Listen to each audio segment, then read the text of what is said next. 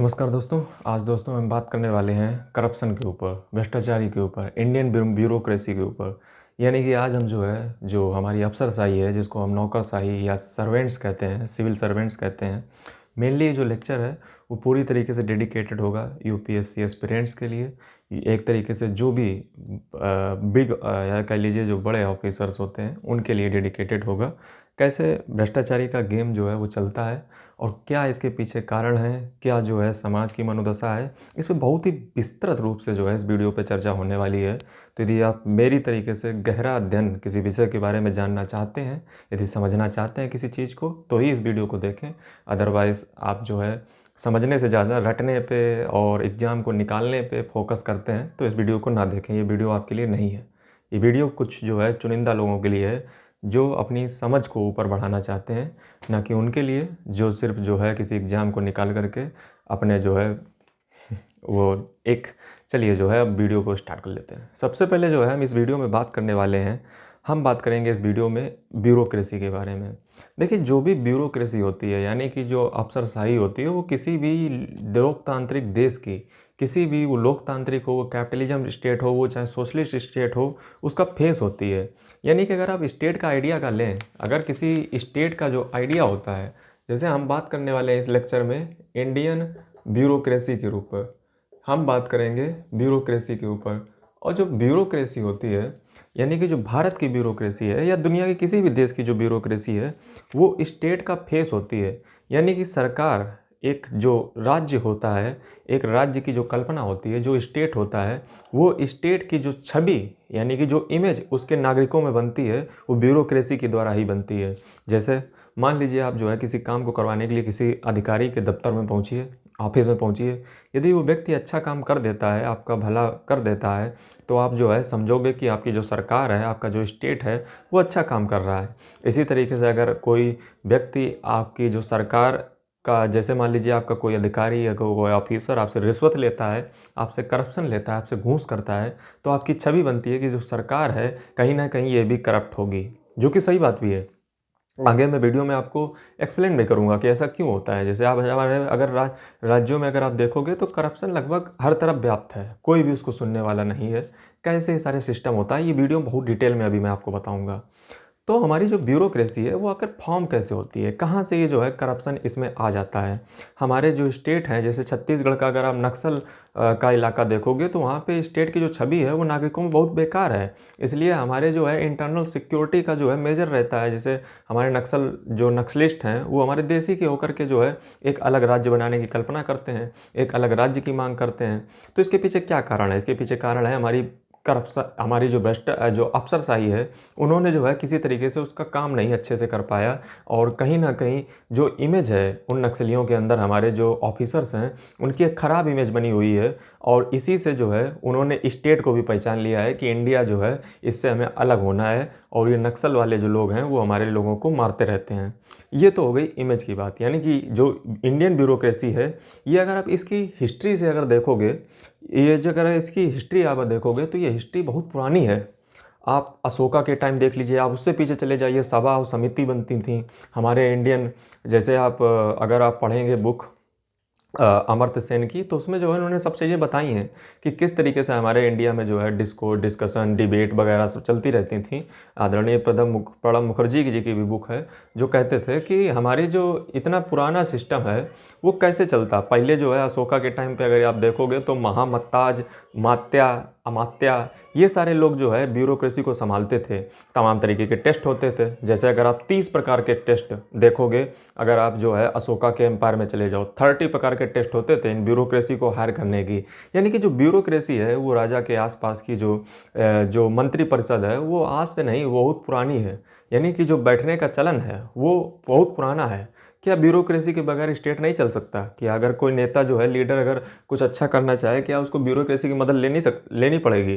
तो देखिए, अभी तक तो जो फिलहाल है वो ब्यूरोक्रेसी के बगैर स्टेट नहीं चल सकता है। इन फ्यूचर चल सकता है, उसकी भी एक कल्पना मेरे दिमाग में है, जो मैं कभी किसी वीडियो में बताऊँगा। तो क्या ब्यूरोक्रेसी कैसे, मतलब जो है ये, क्या इसके बगैर जो है सरकार का चलाना असंभव है? यस। आप जो है किसी भी ब्यूरोक्रेसी के बगैर आप स्टेट को रन ही नहीं करवा सकते हो। आप अकेले क्या क्या करोगे, आप नहीं रन करा सकते। आप पूरे इंडिया को जो है, आप पूरे इंडिया को, स्टेट को आप सिर्फ जो है ब्यूरोक्रेसी के द्वारा ही जो है कंट्रोल कर सकते हो। लेकिन सवाल ये उठता है कि इस हिस्ट्री इसकी क्या है, इस ब्यूरोक्रेसी जो ब्यूरोक्रेसी है इसकी हिस्ट्री क्या है, क्या इतिहास है, क्या इसको देख करके बनाया गया था। जो आज हम मॉडर्न ब्यूरोक्रेसी देखते हैं उसका क्या जो है तरीका है, कैसे बनी, क्या इसे फॉर्म हुई। तो सबसे पहले मैं बता दूं कि हमारे जो इंडिया है इसमें सबसे पहले ब्यूरोक्रेसी का जो चलन है उसका एक आइडिया है। वो आइडिया क्या है, ये दरअसल आइडिया मैं आपको बता दूं, एक बहुत बड़े फिलोसफर हुए थे, बहुत बड़े विद्वान, जिनका नाम था हीगल। हीगल जो है, अगर आपने नाम सुना होगा, तो इनका हीगल का आइडिया था कि real is rational and rational is real. देखिए बड़ा जो है अजब टाइप का इन्होंने बात कहा था, और उसी आइडिया से जो है हमारी ब्यूरोक्रेसी भी गवर्न होती है। क्या आइडिया है कि real is rational and rational is real. इसको ज़रा समझिएगा। ये कह रहे हैं कि जो तार्किक होगा वो रियल होगा, यानी कि असली वही होगा जो तार्किक होगा, और जो जितना ज़्यादा तार्किक होगा वो उतना ही ज़्यादा जो है अपना वास्तविक रूप में आ पाएगा। यानी कि इस दुनिया में जो वास्तविक है वो तार्किक है, और जो तार्किक है वो वास्तविक है।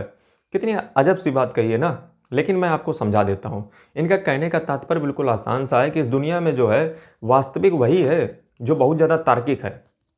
यानी कि जैसे अगर आप ब्यूरोक्रेसी का कॉन्सेप्ट देखोगे तो ये लोग जो है कोई अनपढ़ नहीं होते हैं, अच्छे खासे पढ़े लिखे होते हैं। तो हीगल का आइडिया ये था कि जो व्यक्ति पढ़ा लिखा होगा, जो व्यक्ति तार्किक होगा, जो व्यक्ति पढ़ा लिखा होगा, देखो वही तार्किक होगा। यानी कि जो तार्किक है वो तार्किक जो है व्यक्ति वो दूसरे के ऊपर रूल करेगा। जैसे जो है जो ब्यूरोक्रेसी है वो कहती है कि मैं तार्किक हूँ इसलिए मैं जो है तुम्हारे ऊपर रूल करूँगी। क्यों? क्योंकि जो रियलिटी है वो ब्यूरोक्रेसी में है, रियलिटी जो है वो समाज में नहीं है। क्योंकि समाज जो है उतना तार्किक नहीं सोच पाता है, उतनी उसके पास रैशनैलिटी नहीं है, उतनी उसके पास तार्किकता नहीं है। इसलिए जो हम लोग जो तार्किक लोग हैं, जो रैशनैलिटी लोग हैं, वही वास्तविक हैं। और इसलिए चूंकि हम वास्तविक हैं और तुम जो वर्चुअल हो उनको मैं रियल बनाना चाहता हूँ। देखिए क्या बढ़िया कॉन्सेप्ट दिया है कि हम लोग चूंकि हमारे पास ज्ञान ज़्यादा है, नॉलेज ज़्यादा है, इसलिए हम बहुत ज़्यादा तार्किक हैं। और तुम लोग जो है, जैसे किसी ने कहा भी था अंग्रेज ने कि हम जो है इंडिया का वाइट बर्डन कम करने आए हैं। ये लोग जो है ये सभ्य नहीं है, इनको हम सभ्यता सिखाने आए हैं। तो इन्होंने जो है हम लोगों को जो है डिमोटिवेट करने के लिए तमाम सारे प्रयास किए। ठीक है, तमाम सारे प्रयास किए, लेकिन ये जो है असफल रहे। तो इन्होंने डिमोटिवेट करने के लिए इन्होंने ये कहा कि हम जो है आपका वाइट बर्डन कम करने आए हैं। हम ये ब्यूरोक्रेसी इसलिए ला रहे हैं ताकि हम जो तार्किक लोग हैं, हम जो रैशनल लोग हैं, हम रियल हैं। हम रैशनल हैं तो हम रियल हैं, हम तार्किक हैं तो हम रियल हैं। और तुम्हारा जो वाइट बर्डन है, यानी कि तुम जो अनपढ़ लोग हो, इनको हम पढ़ाने आए हैं, इनको जो है हम रूल करने आए हैं। हम तो तुम्हें रूल कर ही नहीं रहे हैं, हम तो तुम्हें बस तार्किक बता रहे हैं। ये आइडिया होता है ब्यूरोक्रेसी के पीछे। यानी कि आप समझ रहे हो कि ब्यूरोक्रेसी की नींव जो अंग्रेजों ने डाली थी वो क्या डाली थी कि हम रूल करने के लिए आए हैं। हम आपकी तार्किकता को जो है, जो रैशनैलिटी है, उसको हम और रैशनल बनाने आए हैं। आप चूंकि जो है इतने रैशनल हो नहीं, इसलिए आप लोग रियल भी नहीं हो, तो हम आपको वाइट बर्डन कम करने आए हैं। ये था अंग्रेजों का आइडिया ब्यूरोक्रेसी के पीछे।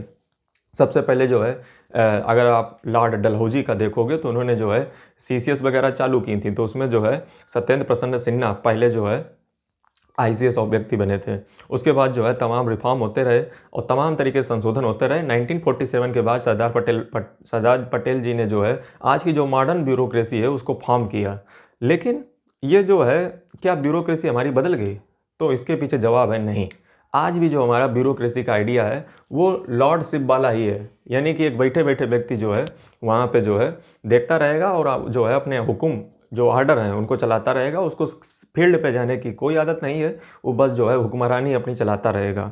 करंट की अगर ब्यूरोक्रेसी की बात की जाए तो देखिए जो हिस्ट्रीज की थी अंग्रेज़ों की, वो थी रूल करने के लिए। और आज भी जो अगर आप देखोगे तो आज भी इसका कोई आइडिया बदला नहीं है। जैसे सबसे पहले मैं बात करूं करप्शन की, भ्रष्टाचारी सबसे बड़ी चीज़ है किसी भी देश की किसी भी ग्रोथ को, किसी भी इकोनॉमी को, अगर किसी भी देश को उत्थान पे ले जाना चाहते हो, अगर उसको जो है अच्छे तरीके से ग्रोथ कराना चाहते हो, तो आप उसका भ्रष्टाचार ख़त्म कर दीजिए। ये वो जो है छोटी सी चीज़ है जो पूरे देश को खोखला कर देती है। लेकिन ये करप्शन हमारे देश में आज भी नहीं मिटा। कैसे नहीं मिटा? क्योंकि करप्शन एक गंगा की तरह निकलता है। जैसे गंगा गंगोत्री से निकलती है, यमुना यमुनोत्री से निकलती हैं, उसी प्रकार जो करप्शन है वो भी एक जो है गंगा की तरह निकलता है। ये ऊपर से चालू होता है और नीचे तक पहुंचता है। इसकी मेन सोर्स को आपको पकड़ना पड़ेगा। जैसे राजीव गांधी ने एक बार जो है लाल किले की प्राचीर से कहा था कि हमारे देश में हम अगर 1 रुपये भेजते हैं तो वो 20 पैसा ही जनता के पास पहुंचता है, 80 पैसा बीच में गायब हो जाता है। ये हमारे राजीव गांधी जी के बयान है। और ये करप्शन हमेशा व्याप्त रहेगा, आप लोग भी अच्छे से जानते होंगे यदि आपको कोई काम पड़ता होगा। दूसरी चीज़, हमारी जो ब्यूरोक्रेसी है उसको सरकार खुद प्रमोट करती है कि आप जो है कोई आम इंसान नहीं हो। जैसे पहले तो जो है हूटर मिलता था, लेकिन अब इसको हटा दिया गया, अब रेड लाइट ही। और जैसे कार आपको मिलती है, जैसे जो है आपको एक बेंगलो मिलता है, जैसे जो है आपको एक जो है शूज मिलते हैं क्लीन करने वाले, जैसे जैसे ही आप जो है एग्ज़ाम क्रैक करते हो वैसे जो है आपको एक ऐसे ट्रीट किया जाता है कि आपके जूते भी साफ़ करने वाला कोई मिलेगा। तो ये आप क्या दर्ज करवाना चाहते हो? आप एक स्पेशल शिप ही तो देना चाह रहे हो उनको आप ट्रीट करा रहे हो कि अब आप साधारण व्यक्ति नहीं रहे। तो ये सब गलती किसकी है? ये गलती है सरकार की। और क्या है, जैसे जो है आप देखोगे तो इनको डिस्क्रिशनरी पावर आपने दे रखी है। जैसे जैसे हम में से बहुत सारे लोग क्या होते हैं, जब भी कोई एप्लीकेशन लिखते हैं, कोई भी प्रार्थना पत्र लिखते हैं, तो हमारे गांव गली के जो लोग होते हैं वो जो है जब भी एप्लीकेशन लिखेंगे तो उसमें अंत में ये ज़रूर लिख देंगे कि महोदय ऐसा काम आप करवा देंगे तो आपकी महान दया होगी। आप ज़रा ये बताइए, आप कभी अमेरिका गए हो? कभी आपने यूके का कल्चर देखा है? कभी आप अमेरिका का कल्चर देखा है? वहाँ का व्यक्ति जानता है अपने अधिकार। उसमें दया की कहाँ से बात आ गई? उसमें महान दया की बात कहाँ से आ गई? धन्यवाद की बात कहाँ से आ गई? अरे चलिए मान लीजिए जो है आप एक तरीके से रिस्पेक्ट दे रहे हो, बट इतना रिस्पेक्ट मत दीजिए कि उसमें महान दया होगी। क्या दया होगी? उसका तो ड्यूटी है करना। तो क्यों उसको जो है इतने खपड़ी पे चढ़ा रहे हो कि आप उसमें महान दया कर रहे हो? मतलब उसकी जो ड्यूटी है वो भी जो है उसको करने के लिए आप उसमें दया की बात कर रहे हो। तो ये हमारे जनता का जो है सोच है, वो समझती है कि ये अगर हमारा काम कर देंगे तो इनका ड्यूटी नहीं है ये, बल्कि वो एहसान हमारे ऊपर कर देंगे। एहसान नहीं कर देंगे, उनका ड्यूटी है। आपको दया है लिखने की कोई ज़रूरत नहीं है। लेकिन हमारे यहाँ पे क्या एप्लीकेशन में सिखाया जाता है कि आप जो है उसमें महान दया जरूर डालें।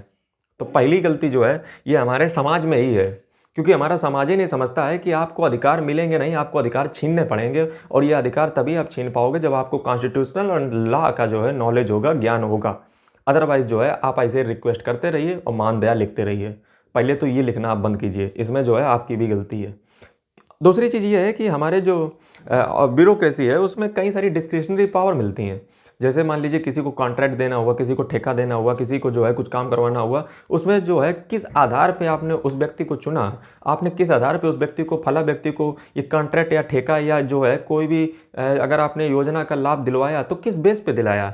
ब्यूरोक्रेसी से सवाल पूछना चाहिए। जबकि ब्यूरोक्रेसी क्या है कि वो जो है कुछ भी मतलब अपने मन से अगर जो भी उसके मन में आया तो वो जो है डिसीजन कर देती है। उससे एक बार भी ये नहीं पूछा जाता है कि आपने डिसीजन किस बेस पे लिया, क्या आपके डिसीजन का जो है कारण था, क्या इसके पीछे कोई आंकड़े थे, क्या आपने तमाम तरीके के फैक्टर पे उनको टेस्ट किया, क्या उन्होंने जो है अपने एप्लीकेशन मंगाए उनमें से किसका फार्म तुमने देखा, क्या तुमने फैक्टर को चेक किया, कितने फैक्टर उसके पॉजिटिव थे, उसके निगेटिव थे, फिर किसके फैक्टर सबसे ज़्यादा अच्छे थे, उस आधार पर जो है मैंने डिसीजन लिया। यानी कि सबसे बड़ी ताकत है आपने जो उनको दे रखी है वो है डिस्क्रिशनरी पावर। डिस्क्रिशनरी पावर का मतलब होता है विवेकाधीन शक्तियाँ, यानी कि आपने उनके ऊपर ही डाल दिया है कि आप ही डिसाइड कीजिए।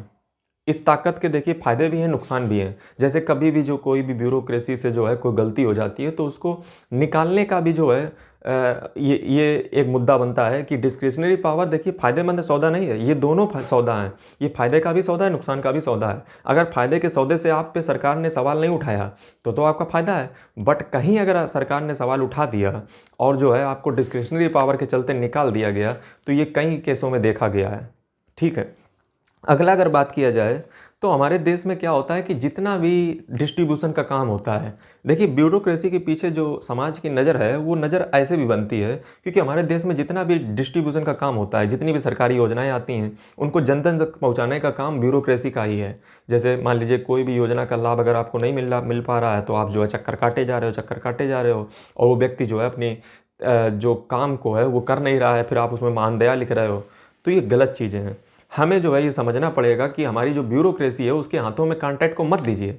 आप हर चीज़ को उसे पकड़ाए हुए हो। कोई भी योजना का लाभ लेना होता है तो ब्यूरोक्रेसी के पास जाइए, आपको राशन कार्ड लेना होता है तो वो भी ब्यूरोक्रेसी के हाथों में थमा रखा है, फिर भ्रष्टाचार तो हो गई। यानी कि आपने हर चीज़ उनके हाथों में पकड़ा रखी है।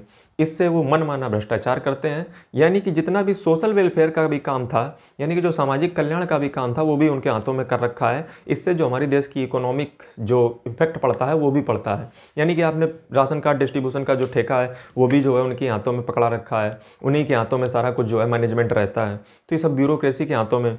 दूसरा जो सबसे बुरा चीज़ है वो चीज़ ये है कि जितना भी जो है कार्रवाई होनी होती है वो भी ब्यूरोक्रेसी पे ही करती है। जैसे जो है अगर मान लीजिए आपको किसी अधिकारी को करप्शन में पकड़ाना है, तो करप्शन में अगर आप पकड़ाना उसे चाहते हो तो आपको जो है सबसे पहले आपको जो है एक विजिलेंस डिपार्टमेंट में आपको कॉल करनी पड़ेगी। उसके बाद आप हमें ये बताइए, वो विजिलेंस डिपार्टमेंट सबसे पहले तो पूछेगा कि सर जो है हम करें कार्रवाई या ना करें, और जिससे पूछेगा वो सर कौन है?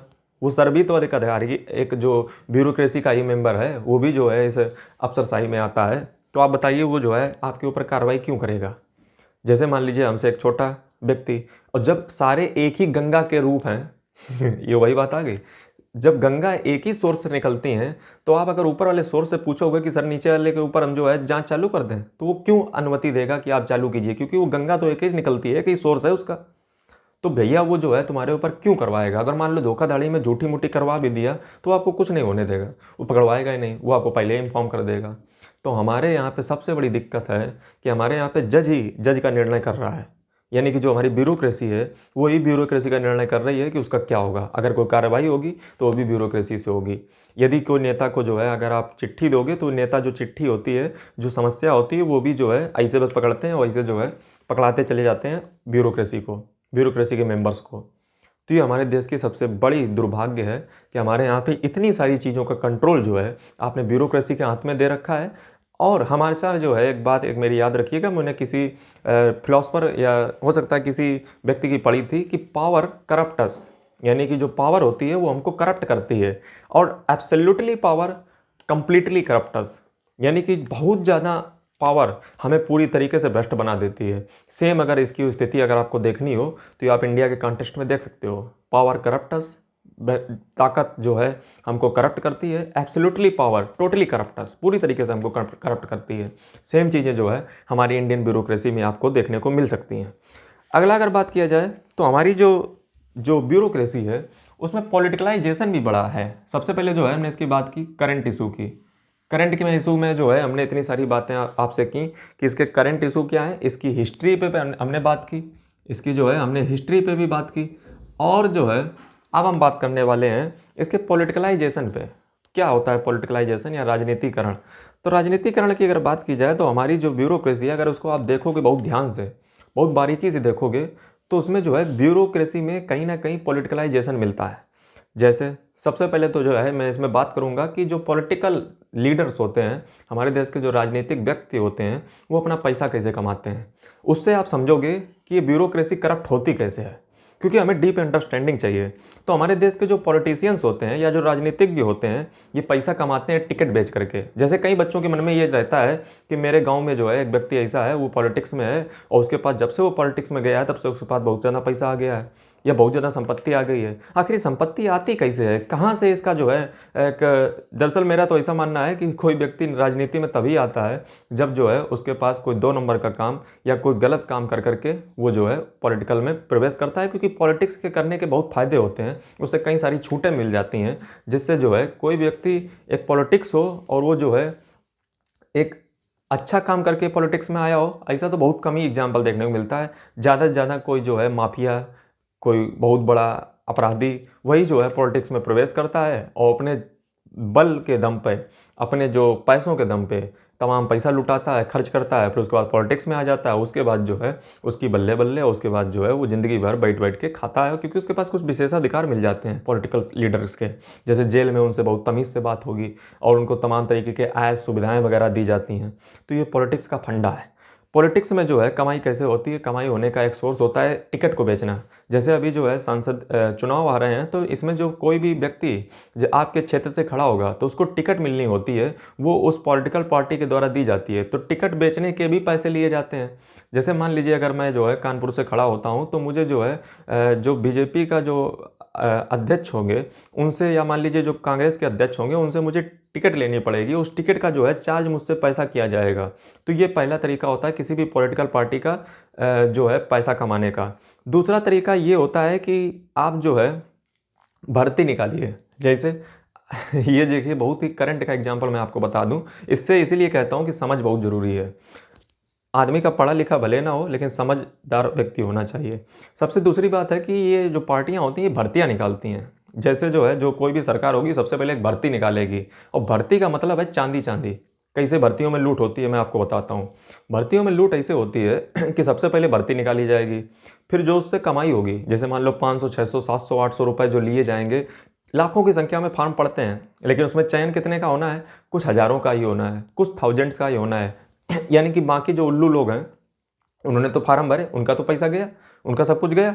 अब जो पैसा आया वो सरकार के पास आया, गरम गरम पैसा आया सरकार के पास। फिर फिर इसका आगे का चरण देखिए जरा कैसे होता है।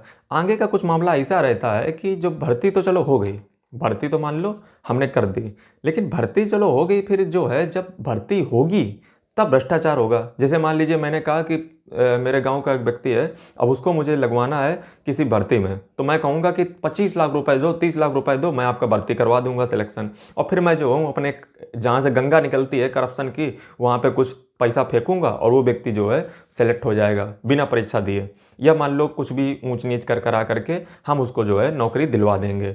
एक बच्चे से हमने लिया 25 से 30 लाख, अगर आप सारे बच्चों से लोगे तो कितना ज़्यादा कमाई हो जाएगा। ये ऐसे चलता है पॉलिटिकल लीडर्स का धंधा। ठीक है, ये चीज़ है। ऐसे जो भी है बिजनेस में अर्न किया जाता है, पॉलिटिकल जो लीडर्स होते हैं वो ऐसे भी अर्न करते हैं। भर्ती निकालिए, सबसे बढ़िया तरीका है पैसे निकालने का। अब जो है कुछ लोग ये भी सोच रहे होंगे कि सर हम आरबीआई से मांग लेंगे जब हमारी सरकारी सत्ता में है। अरे बेवकूफ़ों, थोड़ा इकोनॉमी का भी नॉलेज रखो। ऐसा नहीं होता है कि आरबीआई से जब पाओ तब मुंह उठा के चले जाओ। वो पर्सनल यूज के लिए नहीं होता है। जब चुनाव आते हैं, जब जो है तमाम खर्चा करना होता है, तमाम जो है फ्री की चीज़ें बांटनी होती हैं, तमाम जो है इलीगल रूप से बांटना होता है, इसमें जो है बहुत पैसा चाहिए होता है। वो पैसा सब यहीं से निकाला जाता है। अगला कहाँ से आएगा पैसा? तो हमारी जो पॉलिटिकल पार्टी होती है उनका सबसे एकदम ये मान लीजिए चोली दामन का साथ होता है बिजनेसमैन के साथ। हर पॉलिटिकल पार्टी का संबंध एक बिजनेसमैन से जरूर होगा। ऐसा हो ही नहीं सकता है कि बिजनेसमैन से संबंध ना हो। यदि कोई बिजनेसमैन अगर पॉलिटिकल पार्टी से जो सत्ता में है उससे अगर संबंध नहीं रखेगा तो उसके बिजनेस पे संकट आ जाएगा। कहीं ईडी आएगी, कहीं फेमा लगेगा, कहीं आरडी लगेगी, कहीं सूच लगेगा। मतलब उस पर अटैक होते रहेंगे कि आपने पैसा चंदे के नाम पर क्यों नहीं दिया। जैसे अभी आप हमारे देश में इलेक्टोरल बॉन्ड का बकैती जो है देख ही रहे होगे, जिसमें तमाम तरीके का पैसा जो है पॉलिटिकल पार्टी इलीगल रूप से लेती हैं। हालांकि पहले तो लीगल था। ये मेरे हिसाब से गलत है, क्योंकि पॉलिटिकल पार्टी को बताना चाहिए कि किसको कितना ज़्यादा चंदा मिलता है। यानी कि बिजनेसमैन जो है वो पॉलिटिकल पार्टी को पैसा देता है इलेक्टोरल बॉन्ड खरीद करके, और फिर उसके बदले में जो पॉलिटिकल पार्टी होती हैं वो कुछ ऐसी प्रो पॉलिसी लाती हैं बिजनेसमैन के लिए जिससे बिजनेसमैन को फायदा हो, और इससे जो है दोनों लोगों का काम चलता रहे। कितना बढ़िया धंधा है दोनों लोगों का। और फिर जब ये गंगा जब ऊपर से बहती है, जब ये गंगा ऊपर से बहती है, तो उसमें तमाम अधिकारी जो है फाइल पास करवाने के लिए उसमें जो है गंगा में अपना अपना हाथ धोते हैं। तो आप बताइए, जब एक स्टेट का जो हेड है, जो मुखिया है, जो राजनीतिक व्यक्ति है, चाहे वो चीफ मिनिस्टर हो, चाहे वो प्राइम मिनिस्टर हो, जब वही करप्ट है, तो आप कैसे ये यकीन कर सकते हो कि आपकी ब्यूरोक्रेसी जो है बहुत साफ सुथरी होगी? अब आप कहोगे सर ऐसा तो नहीं है, हमारा लीडर तो बहुत एकदम दूध का धुला हुआ है। तो यदि ब्यूरोक्रेसी करप्ट है तो जरूर लीडर भी उसका करप्ट होगा, या मान के चलिए मेरी बात को, क्योंकि गंगा एक ही तरह से निकलती है और ये सब भोली वाली जनता को दिखाने के लिए होता है। आप लोग समझिए, इसीलिए मैं वीडियो बनाता हूँ। अगला अगर बात किया जाए, अगला पॉलिटिकल पार्टी कैसे पैसा कमाती हैं। अगला पॉलिटिकल पार्टी पैसा कमाती है ट्रांसफ़र से। ये ट्रांसफ़र भी बड़ा अच्छा चीज़ है। जैसे पॉलिटिकल पार्टी के जो है कुछ बहुत सारे पद होते हैं, जैसे होम मिनिस्टर हो गया, डिफेंस मिनिस्टर हो गया, फाइनेंस मिनिस्टर हो गया। ये कुछ स्पेशल पोस्टें होती हैं, स्पेशल दर्जे होते हैं, जहाँ पे जो है व्यक्ति को नियुक्त किया जाता है, उसके बदले में उससे चार्ज लिया जाता है कि हम आपको फला पोस्ट दे रहे हैं, या आपका जो है प्रमोशन हम इस डिपार्टमेंट में कर रहे हैं, आप जो है इतना कमीशन हमको करोड़ों में निकाल करके महीने महीने भेजते रहिएगा हमारे खाते में। ये भी तरीका होता है। यानी कि ट्रांसफ़र भी आपका एक अच्छी जगह पे तब किया जाएगा जब आप उसको कुछ दक्षिणा दोगे पॉलिटिकल पार्टी में, और फिर उसको जो है वो कुछ कमीशन उस पॉलिटिकल पार्टी के नेता को भेजेगी। ये भी एक तरीका होता है पैसे कमाने का, ट्रांसफ़र करके। और पैसे कमाने का क्या तरीका होता है? और पैसे कमाने का तरीका होता है कि कोई भी व्यक्ति का जो को ट्रांसफ़र कर लिया और जो है हमने टिकटें बेच ली, भर्तियाँ निकाल ली, बिजनेसमैन को अपने कब्जे में कर लिया, और भी तमाम तरीके के इलीगल एक्टिविटीज़ होती हैं जो पॉलिटिकल पार्टी जिसमें इंगेज रहती हैं। आजकल हमारी पॉलिटिकल पार्टी में अगर सत्ता में देखोगे तो कई सारे लोग, जैसा कि मैंने आपसे बात की, कि भ्रष्ट व्यक्ति आ रहे हैं, जैसे जो है उसमें कोई गुंडा राज, जैसे कोई माफिया, ये व्यक्ति इंटर कर रहे हैं। इसके पीछे कारण क्या है? जैसे अगर कोई व्यक्ति आज अगर हमारे देश में, इसके पीछे कहीं ना कहीं इलेक्शन कमीशन की भी जिम्मेदारी है। जो हमारा चुनाव आयोग है, उसने चुनाव आयोग का जाल कुछ ऐसा बिछा के रखा है कि उसमें कोई ईमानदार व्यक्ति चुनाव जीत ही नहीं सकता है। आप ना मानो तो गाँव में खड़े होकर देख लीजिए, वही व्यक्ति चुनाव गाँव में जीतता है जिसने जो है एक दिन पहले खुद धर के जो है उसमें जो है तमाम तरीके की फ्री भी बांटी हो, उसने जो है शराब बांटी हो, या मान लीजिए कुछ भी जो है पैसा फ्री का बांटा हो, 500 रुपये में वोट खरीदा हो। इस तरीके की तमाम हरकतें आप गांव में परिचित हो गए।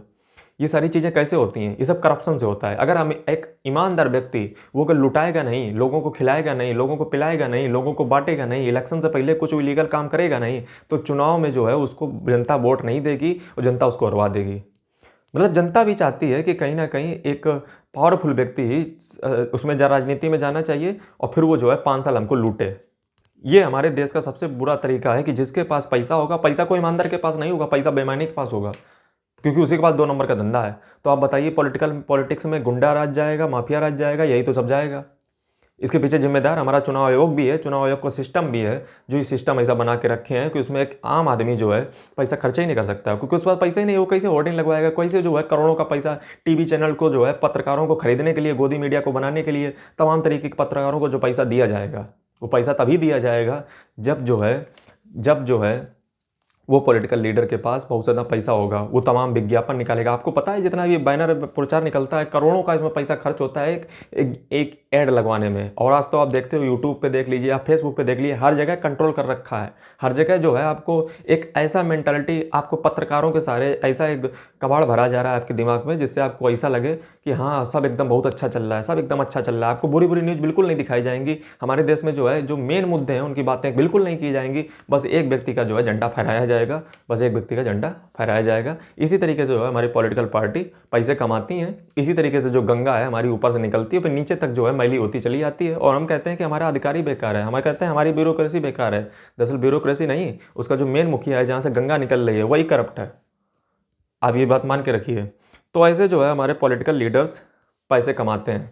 आज जब पॉलिटिकल लीडर्स पैसे कमा रहे हैं, तो मैंने कहा कि गंगा निकल रही है गंगोत्री से, तो गंगा जब गंगोत्री से निकल रही है तो कोई ना कोई व्यक्ति उसमें हाथ धोएगा। अब जब ये हाथ धोने की बात आई तो हमारी ब्यूरोक्रेसी भी हाथ धोती है, क्योंकि अगर हाथ उसमें धोएगी नहीं तो वो अपनी नौकरी से हाथ धो बैठेगी, या मान लीजिए अपने ट्रांसफ़र से हाथ धो बैठेगी। आपका किसी ऐसी जगह ट्रांसफ़र कर दिया जाएगा, फिर वर्दी सिलवाते रहिए वर्दी डिपार्टमेंट में, या मान लीजिए कहीं ऐसी जगह आपका करवा दिया जाएगा जहाँ पे आप उल्टे सीधे काम करोगे, जा करके बैठे रहिए, माछी मारते रहिए। तो ये जो है इसके पीछे जिम्मेदार हमारी सरकार भी है, कहीं ना कहीं उसके भी कहीं ना कहीं जो हित हैं वो लगे रहते हैं। तो हमारी ब्यूरोक्रेसी आखिर करप्ट होती कैसे है? सबसे पहले जो इसके पीछे जिम्मेदार है वो पॉलिटिकलाइजेशन भी है, राजनीतिकरण। अब राजनीतिकरण जो है वो ऐसे नहीं होता है। कैसे होता है राजनीतिकरण? दरअसल आजकल आप देख रहे होंगे जो कुछ ऑफिसर्स होते हैं वो प्रो गवर्नमेंट होते हैं, मतलब सरकार के हमेशा पक्ष में बोलते रहते हैं। दरअसल एक जो ऑफिसर होता है, एक जो व्यक्ति होता है, जो ऑफिसर होता है, उसकी क्या ड्यूटी होती है, एक ऑफिसर को कैसे बिहेव करना चाहिए, एक सिविल सर्वेंट को कैसे बिहेव करना चाहिए, ये सबसे पहले आप समझ लीजिए। जो आपके अंदर मेंटालिटी बैठ रखी है वो आप निकाल दीजिए दिमाग से। मैं आपको बताता हूँ कि एक सिविल सर्वेंट कैसा होना चाहिए। पहली बात, उसको किसी भी प्रकार से नॉन पार्टीशनशिप का जो समर्थन है उसको नहीं छोड़ना चाहिए। ये नॉन पार्टीशनशिप क्या होती है? नॉन पार्टीशनशिप का मतलब होता है कि आप सिर्फ कैबिनेट का ही आर्डर मानोगे, मतलब जो ऑर्डर लिखित में आएगा कैबिनेट का, आप सिर्फ उसके लिए ही अकाउंटेबल होगे। यानी कि जो हमारी ब्यूरोक्रेसी होती है वो अकाउंटेबल होती है, उत्तरदायी होती है, समझे? वो अपने किसी ना किसी काम के लिए अकाउंटेबल या आंसरेबल होती है। जबकि जो हमारे पॉलिटिकल लीडर्स होते हैं वो रिस्पॉन्सिबल होते हैं। यानी कि ब्यूरोक्रेसी का काम है जो कैबिनेट ऑर्डर आए उसको आप मानिए और सरकार का बात बिल्कुल मत मानिए। आप कहोगे सर ये क्या बात हो गई कि गवर्नमेंट की बात ही नहीं माननी है? नहीं माननी है। अगर किसी गवर्नमेंट का ऑफिसर का व्यक्ति का फ़ोन आ जाता है आपके पास, आपको कहता है कि ऐसा कर दीजिए, तो आपको बिल्कुल करना नहीं है। अगर वो कोई काम अगर आपको लगता है इलीगल है, आपको कुछ नहीं सुनना है, आपको सिर्फ लिखित में ही देखना है, आपको रिटन में ही देखना है, आपको कैबिनेट ऑर्डर्स का बात मानना है। तो ये बात आपको हमेशा याद रखनी है एक ऑफिसर्स के तौर पे। दूसरी चीज़, आपके अंदर कोई आइडियोलॉजी नहीं होनी चाहिए। आइडियोलॉजी का मतलब होता है आपकी कोई भी विचारधारा नहीं होनी चाहिए। जैसे हम में से बहुत सारे लोग होते हैं जो पुराने ठर्रों पे चलते रहते हैं। जैसे पुरुषों को जो है ज़्यादा अधिकार हैं, स्त्रियों को कम अधिकार हैं, या ऐसा या वैसा, या हमारी जो है एक आइडियोलॉजी हमारे दिमाग में सेट रहती है कि हमें जो है बिना देखे ही आप डिसीजन कर देते हो। हमारे दिमाग में कोई भी विचारधारा नहीं होनी चाहिए। हम डेटा फैक्ट्स के ऊपर उसके पॉसिबिलिटी, नेगेटिव कम्युनिटेशन, परम्यूटेशन जितनी भी होती हैं फैक्ट लगा करके उसके positive consequence and negative consequence तमाम रिजल्ट को डिक्लेयर करके, तमाम उसके जो है एक रिसर्च डेटाबेस निकाल करके तमाम उसके हम कॉन्सिक्वेंस देखेंगे, तब जाके हम निर्णय पर पहुँचेंगे, तब हमारा निर्णय आएगा। ये नहीं कि हमारी जो आइडियोलॉजी है, विचारधारा है, हमने पहले ही बना के रखी है और उसी के आधार पे हम निर्णय ले दें। तो ये बात आपको बहुत ही जो है खास स्पेशल याद रखनी है। अगली बात की जाए तो अगली बात ये होती है कि हम में से बहुत सारे लोगों को क्या रहता है कि कोई भी पॉलिटिकल, जैसे मान लीजिए कोई भी पॉलिटिकल लीडर्स की जो है कोई रैली हुई, या मान लीजिए कोई भी जो है भाषण प्रतियोगिता कुछ भी हुई, या मान लीजिए भाषणबाजी चल रही है, तो उसमें क्या होता है कुछ जो ऑफिसर्स होते हैं वो क्या करते हैं, शरबत बांटने लगते जा करके। मतलब तुम्हारा काम वहाँ पे अपनी व्यवस्था, जो कैबिनेट ऑर्डर आया है व्यवस्था इंतजाम करने के, उसको मानना है कि तुम वहाँ पे शरबत पिला रहे जा करके हो। ये क्या दिखलाता है? ये दिखलाता है कि ये जो ब्यूरोक्रेसी है, ये जो ब्यूरोक्रेसी का मेंबर है, ये कहीं ना कहीं थोड़े दिन बाद पता कहाँ जाएगा, ये वहीं बैठेगा जा करके, उसी स्टेट के जो जो ये गवर्नमेंट था उसी में बैठेगा जा करके, गारंटी से ले लीजिए। तो इसका समाधान क्या है? अगर आप ARC रिपोर्ट पढ़ते रहते होगे तो उसमें एक सजेशन दिया गया है कि इन ब्यूरोक्रेसी के जो मेंबर हैं इनका एक कूलिंग पीरियड होना चाहिए, कूलिंग ऑफ पीरियड। मतलब जिस दिन ये रिटायरमेंट हो उसके 4-5 साल तक इनका जो है कोई भी जो है इलेक्शन या ना लड़ पाएँ और किसी भी इलेक्शन में जो है भाग ना ले सकें। इससे क्या होगा? इससे होगा ये कि जो जितने भी ब्यूरोक्रेसी में जो है प्रो राजनीति के समर्थन बनते रहते हैं, प्रो पॉलिटिकल लीडर्स के समर्थन बनते रहते हैं, वो बनना बंद हो जाएगा। क्योंकि आप जानते हो कि 4-5 साल बाद सरकार बदल जाएगी, तो सीधी बात है। यानी कि अगर हम इसमें जो है कूलिंग ऑफ पीरियड लगा दें, यानी कि रिटायरमेंट के बाद आप जो है खड़े ही नहीं हो सकते हो, तो फिर ये सारा सिस्टम बंद हो जाएगा। जितना भी पॉलिटिकल लीडर्स जो ब्यूरोक्रेसी के मेंबर्स हैं वो करते हैं, राजनीति का समर्थन करते हैं, जबकि उनके जो स्वयं के वैल्यू हैं, जो उनकी इंटीग्रिटी है, जो उनको कॉन्स्टिट्यूशन बताता है, आपको सर्वोपरि कॉन्स्टिट्यूशन को रखना है, आपको सर्वोपरि लॉ को रखना है।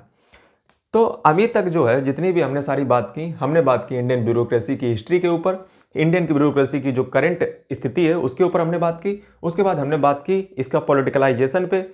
अब जो है हम बात करने वाले हैं, अब ये हमारा अंतिम चरण है जिसमें हम बात करेंगे आखिर समाधान क्या हो सकते हैं। ये समस्याएं तो बहुत सारी हैं, लेकिन उसके समाधान पे भी बात होनी चाहिए, उसके सल्यूशंस पे भी बात होनी चाहिए। अब आप में से बहुत सारे लोग ये सोच रहे होंगे कि सर जो है ये आप मार्कर आज बहुत कम यूज कर रहे हो।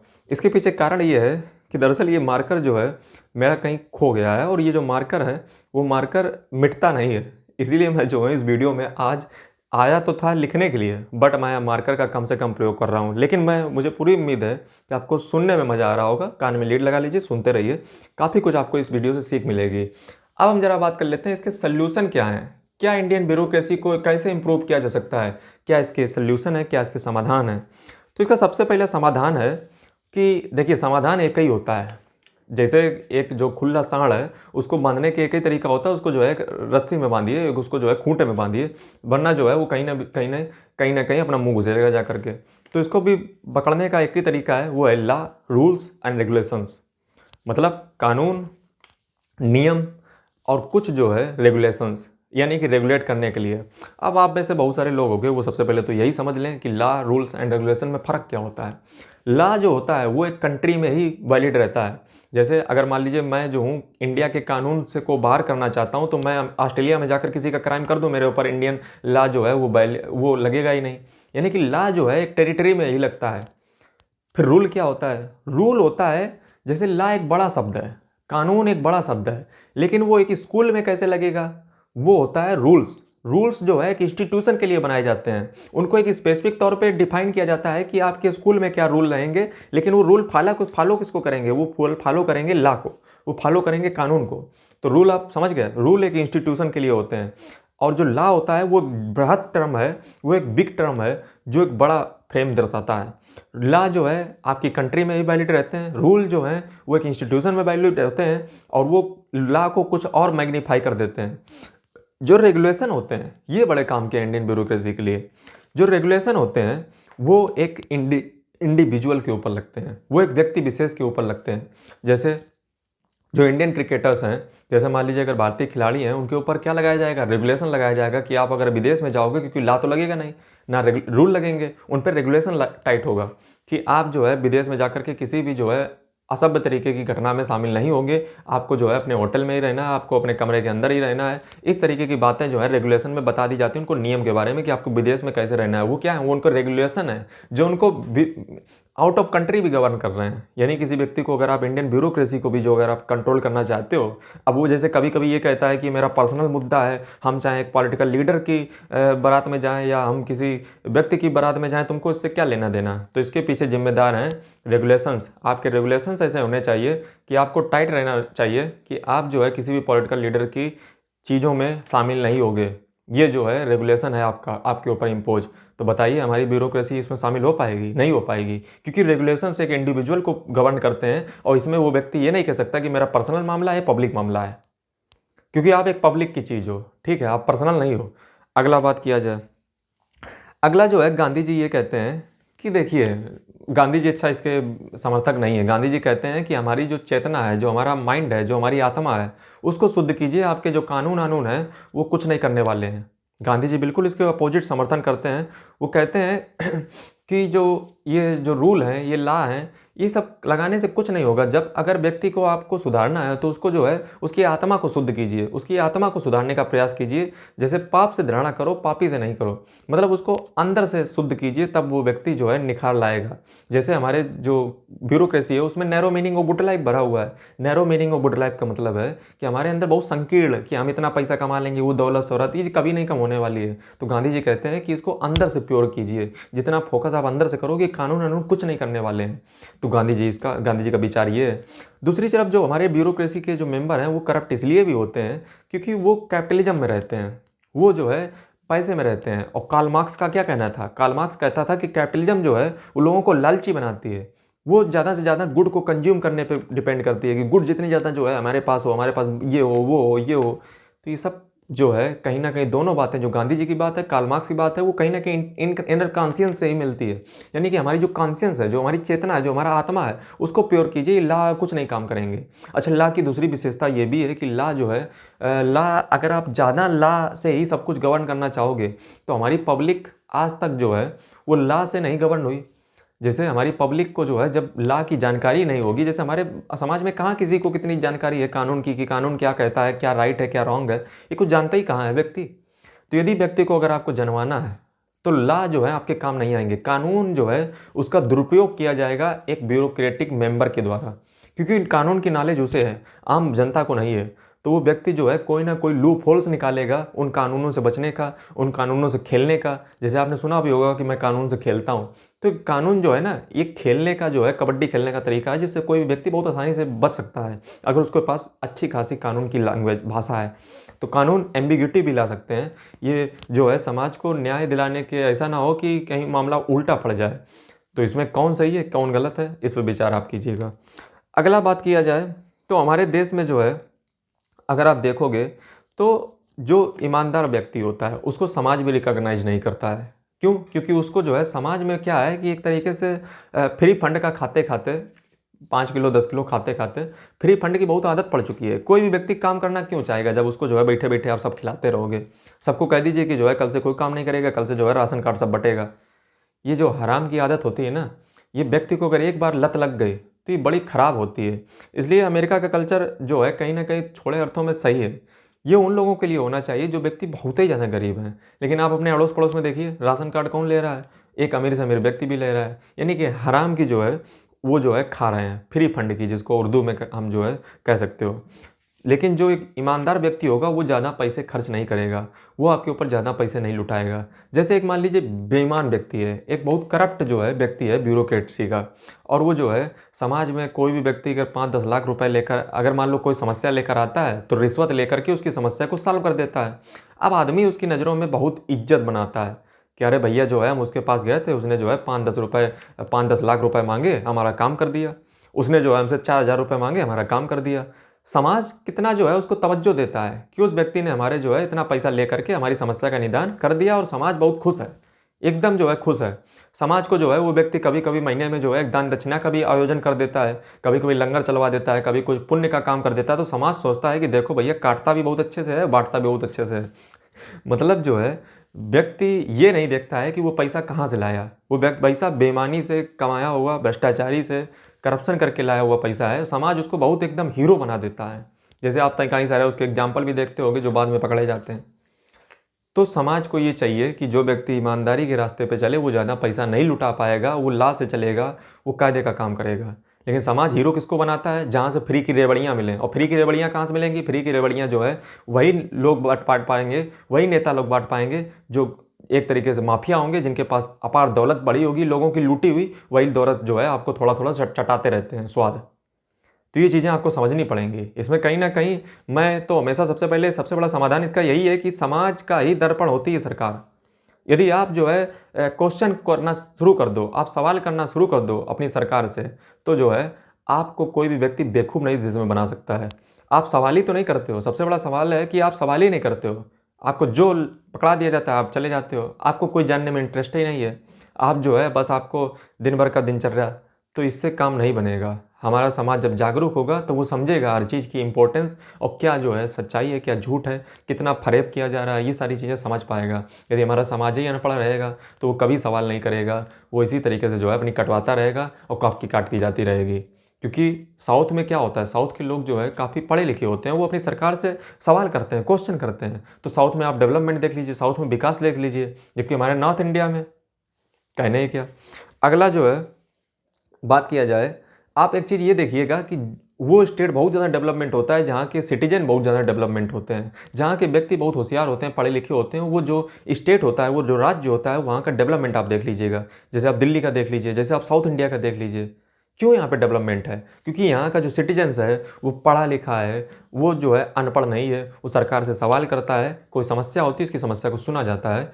लेकिन यहाँ का व्यक्ति वो तो डरता है, वो जो है अपना कॉन्स्टिट्यूशनल राइट ही नहीं जानता, अपने फंडामेंटल राइट का उसको नॉलेज नहीं है, उसको डीपीएसपी का नॉलेज नहीं है, उसको फंडामेंटल ड्यूटीज का पालन पता नहीं है। वो सब जो है एक दया समझता है, इसीलिए तो उसमें लिखता है आपकी महान दया होगी। क्या बात है।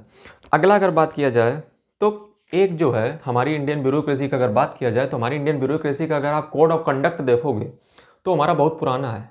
क्या कोड ऑफ कंडक्ट है? कोड ऑफ एथिक्स जो है वो जो हमारी है वो है 1964-1968 की कोड ऑफ एथिक्स और कोड ऑफ कंडक्ट है। यानी कि आपको क्या करना चाहिए क्या नहीं करना चाहिए हमारी बहुत पुरानी है और कई सारे डिपार्टमेंट में अप्लाई भी नहीं होती है। तो कितना शर्म की बात है कि हमारे यहाँ पे कोई है ही नहीं। अगर मान लो अगर कोई व्यक्ति उनका वायलेशन करता है, जो कोड ऑफ एथिक्स या कोड ऑफ कंडक्ट है उनका अगर कोई व्यक्ति वायलेशन करता है तो उसके लिए क्या सज़ा होगी, क्या उसके प्रोविजन होंगे, ये कोई इंतजाम हमारे देश में नहीं है। बोलो मैं किसकी बात कर रहा हूँ? 1964-1968 की code of ethics code of conduct हैं, इतने पुराने।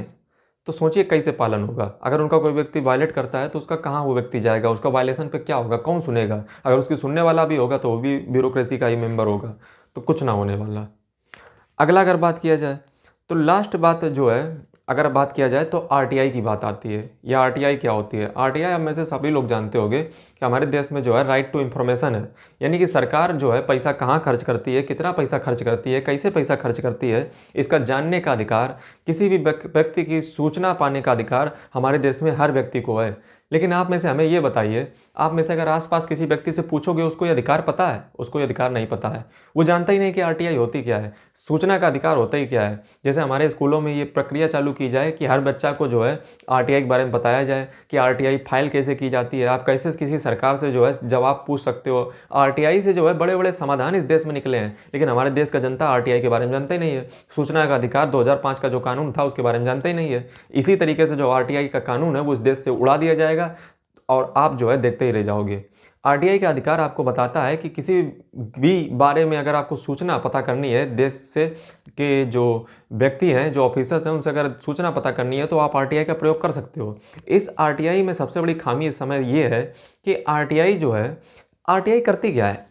आरटीआई हमें जो है एक ट्रांसपेरेंसी, एक पारदर्शिता लाती है एक सिस्टम में झांकने को। जैसे मान लीजिए आप जो है किसी होटल में जाएं और उस होटल का खाना खाएं और जो है आपको ये ना पता हो कि वो खाना कैसा बनना है। अगर मान लीजिए आपके सामने नज़र पड़ जाए कि खाना तो बहुत साफ सुथरी जगह में पड़ रहा है, बन रहा है, तो आप हमेशा खाना वहीं खाओगे जा करके। लेकिन जहाँ पे एक ऐसा दुकान पे आप जाइए जहाँ पे खाना चुपचाप बनाया जाता है, कहीं छुपा करके बनाया जाता है, और वहाँ पे अगर आपकी एक बार नज़र पड़ जाए तो आप दोबारा वहाँ पे खाना नहीं खाओगे। ऐसा ही हमारा देश भी होता है। हमारे देश में कितना पैसा कहाँ पे खर्च हुआ, कितना पैसा कहाँ से आया, इन सब का खर्चा देना सरकार, इस सब का हिसाब देना सरकार का काम है। क्योंकि सरकार के पास जो पैसा है वो इंडिविजुअल, जो देश का जो गरीब व्यक्ति है उसके टैक्स से आया है, फिर चाहे वो डायरेक्ट हो चाहे इनडायरेक्ट टैक्स हो। तो इसका राइट जो है व्यक्ति को जानने का अधिकार भी है। तो सरकार क्या करती है, सरकार इस समय जो अपना फंडामेंटल प्रिंसिपल बनाया है वो ये बनाए हुए है कि कोई व्यक्ति जब पूछेगा तब मैं जो हूँ उसको बताऊंगी कि कितना पैसा कहाँ पे खर्च हुआ है। इस कानून को थोड़ा बदल दीजिए ना, कि कोई भी व्यक्ति अगर कोई सवाल पूछे तो उसको लाइव कर दीजिए, उसको पब्लिक पे ला दीजिए। आप जो है एक वेबसाइट बनाइए, उसमें जितने भी आरटीआई आपके पास आए उन सबको पब्लिक कर दीजिए कि ये क्वेश्चन आया, ये क्वेश्चन इतने लोगों के द्वारा पूछा गया, इस क्वेश्चन का जवाब ये है। फ्रिक्वेंटली आस्क्ड क्वेश्चन FAQ एक बनाइए जिसमें जो है उन सारे क्वेश्चन को लाइव कर दीजिए। इससे क्या होगा, हमारे देश की जनता जो मानदेय होगी लिखती है एप्लीकेशन में, वो अधिक जो ऑफिसर होता है, एक ब्यूरोक्रेटिक मेंबर होता है, उससे पूछने का मादा रखेगी। वो सोचती है कि जो मिल जाए वही ठीक है, तो हमारे देश की जनता कभी नहीं पूछेगी। यानी कि इसको जो है आपको स्वयं से दिखाना पड़ेगा कि इस वेबसाइट पे इतना डाटा पड़ा हुआ है, आप जाइए देख लीजिए जाकर, वेरीफाई कर लीजिए जाकर के, सब कुछ कर लीजिए जाकर के। लेकिन आज हमारा कानून क्या कहता है कि आप जब पूछोगे तब हम बताएंगे। हमारे देश की जनता जो, जिसको आधे को तो पता ही नहीं है, आधा फाइल करना जानता ही नहीं है, उसको कैसे देखेगी आप जरा बताइए। इसका अगर एक वेबसाइट हो उस पर ऑटोमेटिक लाइव कर दिया जाए तो ये ज़्यादा बेहतरीन तरीका रहेगा।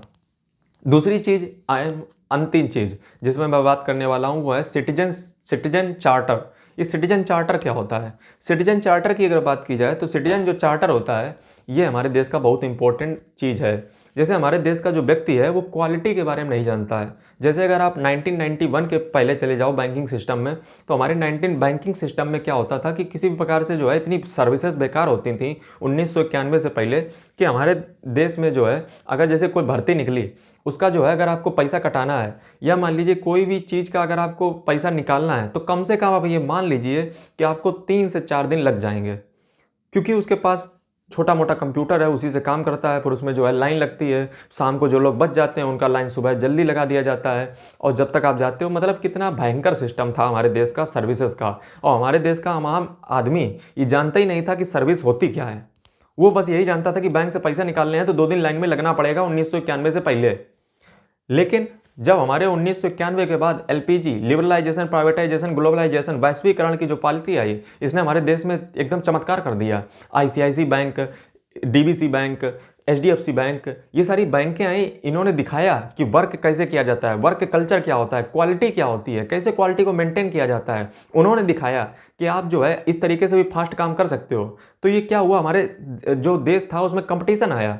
हमारे देश में एक जो है एक तरीके से कंपटीशन जब आया, तो हमारी जो ये सरकारी बैंकें थीं इन्होंने भी अपने इंफ्रास्ट्रक्चर को मजबूत किया। क्योंकि अगर आप कंपटीशन में रहोगे नहीं, अगर आप HDFC ICICI बैंक के द्वारा जो जारी किए क्रेडिट ATM कार्ड जो पहली बार उन्होंने इंट्रोड्यूस किए, अगर आप उनके पैरेलल नहीं चलोगे तो कहीं ना कहीं आपका सरकारी बैंक से खाता बंद होने लगेगा, हमारा सरकारी सिस्टम बंद पड़ जाएगा। इसलिए ज़रूरी है कि हर व्यक्ति को ये समझना चाहिए कि आपको सरकार सिर्फ चीज़ प्रोवाइड नहीं कराएगी, आपको क्वालिटी भी मिलनी चाहिए। ये नहीं कि आपको राशन कार्ड पे सड़ा हुआ चावल दिया जा रहा है, सड़ा हुआ अनाज दिया जा रहा है, उसमें जो है घुन लग रहे हैं, उसमें कहीं कुछ लग रहा है, उसमें सड़ा हुआ माल जो है जनता को वितरित किया जा रहा है, या आपको जो सर्विस दी जा रही है। जैसे मान लीजिए आप जो है आज देश में किसी भी कोने में चले जाइए, आप कोई भी काम लेकर के, सबसे बड़ा मैं जो हूँ यहाँ पे आपको बताना चाहूँगा कि अगर आपको इस देश में लाइसेंस बनवानी है तो आप चले जाइए। लाइसेंस आपका बिना जो है दलाली दिए बन नहीं सकता है। आपको जो है 4-5 हज़ार रुपये जब तक दलाली नहीं दोगे, आप चाक काटते रहिए चक्कर, आपके जूते घिस जाएंगे बट आपका लाइसेंस नहीं बनेगा। ये देश का करप्शन है, ये देश का भ्रष्टाचार है। ये भ्रष्टाचार ऐसे ही नहीं मिटेगा, इसकी गंगा निकलती है ऊपर से। जब ऊपर वाला व्यक्ति बैठा हुआ है करप्ट होगा तभी ये नीचे जो है आती है। ये देश की सच्चाई है, ये आप भी जानते हो। अगर आप जानते हो तो इसको वीडियो के नीचे कमेंट कीजिए ताकि लोगों को पता तो चले कि कैसे जो है करप्शन की जड़ें इस देश में फैलती हैं। क्या होता है ज़रा करप्शन में, आप समझिए कि जैसे मान लीजिए आप जो है एक अर्जी लेकर के गए, अपनी एक शिकायत लेकर के गए, आपको बैठाया जाएगा, आपको दुनिया नौटंकी किया जाएगा, आपको 5 दिन दोहराया जाएगा। इसी जगह पे जो है एक सिटीजन चार्टर आ जाए। हमारे कई सारे देश में जितने डिपार्टमेंट हैं उनमें सिटीजन चार्टर को इंक्लूड ही नहीं किया गया है। मतलब आप तो चक्कर लगाते रहिए, आपका काम कुछ नहीं होगा। इसी जगह पे आप सिटीजन चार्टर बना दीजिए ना, क्वालिटी को निर्धारित कर दीजिए कि एक जो ड्राइविंग लाइसेंस है वो व्यक्ति को इतने दिनों के अंतर्गत ऑनलाइन तरीके से आपको बनानी ही पड़ेगी। और क्यों नहीं बनना, ये क्या कारण है, इसकी जो शिकायत करने का पूरा तरीके से समाधान करने का पोर्टल भी होना चाहिए और उसको डिसेंट्रलाइज किया जाए, उसको एकदम जो है ट्रांसपेरेंस बनाया जाए। तमाम तरीके की टेक्नोलॉजी का उसमें प्रयोग हो सकता है। उसमें जो है ऑनलाइन प्रोसेस लगाया जाए, उसमें जो है एक मोटरसाइकिल चलाने का जो है वीडियोग्राफी का प्रोसेस किया जाए। तमाम तरीके की सुविधाएं जो है एक ऐप बना करके ड्राइविंग लाइसेंस का प्रोसेस जो है आसान बनाया जा सकता है, जिससे आम आदमी जो है ये जो करप्शन का सिस्टम है इससे मिट सके। ऐसे सिर्फ एक नहीं, इस देश में ऐसी लाखों हजारों योजनाएं हैं जिसका पैसा जो है खा लिया जाता है, करप्शन में चला जाता है। एक गंगा में जो है व्यक्ति अपना हाथ डाल करके क्लर्क, अधिकारी सब जो है खा जाते हैं। ये सब कैसे होता है? क्योंकि हमारे देश को जो व्यक्ति है उसको कानून की समझ ही नहीं है। वो समझता है कि जो सरकार हमारे लिए कर रही है वो बड़ा उपकार कर रही है। वो नहीं जानती है कि जो ये सरकार है वो कोई उपकार नहीं कर रही है, ये हमारे देश का जो आम जनता का पैसा है वही खा रही है, वही पैसा आपके लिए लगाया जाता है। तो इस तरीके से आपको समझना पड़ेगा कि सिटीजन चार्टर का जो कानून है, जो उसका प्रावधान है, वो हमारे देश में इंप्लीमेंट होना बहुत ज़रूरी है। तभी व्यक्ति को समझ आएगा कि आपको सिर्फ प्रोडक्ट नहीं चाहिए सरकार से, आपको प्रोडक्ट और सर्विसेज सिर्फ नहीं चाहिए, आपको क्वालिटी भी चाहिए। क्वालिटी में चेक चाहिए, विद इन टाइम चाहिए, विद इन वैलिडिटी चाहिए। ये चीज़ें आपको समझनी पड़ेंगी। तो जो है मेरा वीडियो का जो एजेंडा था वो क्लियर हो चुका है। मैंने इस वीडियो में जो है तमाम तरीके की बातें की, बिल्कुल गहरे तरीके से आपको समझाया कि इस देश का जो ब्यूरोक्रेसी है, इस देश का जो सिस्टम है वो काम कैसे करता है। यदि वीडियो आपको पसंद आया हो तो इस तरीके के वीडियो जो है आप अदर लोगों को साथ शेयर कीजिए, जो अपनी रुचि इस तरीके की समझों में अपनी गहरी समझ जो है बनाना चाहते हैं और तमाम तरीके की जो फालतू की चीज़ें हैं उनसे बचना चाहते हैं। और अगर आपको कायदे का जो है कंटेंट देखना है, इस चैनल को सब्सक्राइब कर लीजिए, बेल आइकन को प्रेस कर लीजिए और जो काम के लोग हों उनके साथ भी शेयर कीजिए। धन्यवाद।